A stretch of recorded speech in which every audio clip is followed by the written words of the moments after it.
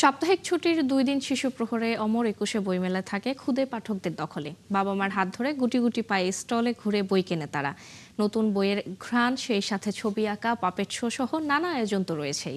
এই মুহূর্তে সেখানে আছেন সহকর্মী সুমনা সুমি, যুক্ত হব তার সাথে। সুমি, কেমন দেখছেন শিশুদের উপস্থিতি এবং আজ শিশুদের জন্য নতুন কি বই এসেছে? দেখতে পাচ্ছেন যে শিশুরা এখানে বসে আছে এবং তারা কিন্তু নির্ধারিত সময়ের আগে এসেছে। যদি আপনাকে বলি যে আজকে কিন্তু এই বসন্ত মেলার রোডটাও বেশ ভারী। এই ভারী রোদে কিন্তু শিশুরা তাদের প্রিয় চরিত্রগুলোর সাথে গল্প করছে এবং শিশুরা কিন্তু আজকে বেশ অপেক্ষা করেছে। বৈদ্যুতিক গোলযোগে আজকের শিশু প্রহর শুরু হতে কিন্তু দেরি হয়, তারপরও তাদের প্রিয় চরিত্রগুলো কিন্তু তাদেরকে বলেছে যে তোমরা কি অপেক্ষা করবে বন্ধু, বৈদ্যুতিক গোলযোগ।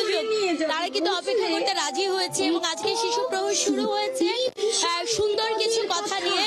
তাদের বই পড়ার কথা বলেছে, তাদের সাথে কথা হয়েছে যে কিভাবে মোবাইলের ডিভাইস থেকে বেরিয়ে খেলার মাঠে আসবে। এখানে অনেক শিশু আছে।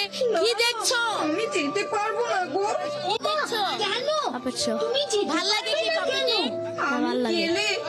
যদিও তারা খুব মনোযোগী পাপেট দেখায়, তারপরও কিন্তু তারা বলছে যে তাদের এই পাপেট শো ভালো লাগছে। কথা বলেছে তারা মনোযোগী সব দিকে। শিশুরা আসলে প্রতিবাদ করছে, তারা মোবাইলের ডিভাইস দেখবে। এই যে বাচ্চাদের নিয়ে রোদের মধ্যে এসেছেন, কি বলবে? খুবই লজ্জিত মায়ামণি, দেখে ভালো লাগছে, বাচ্চারাও খুশি হচ্ছে দেখে।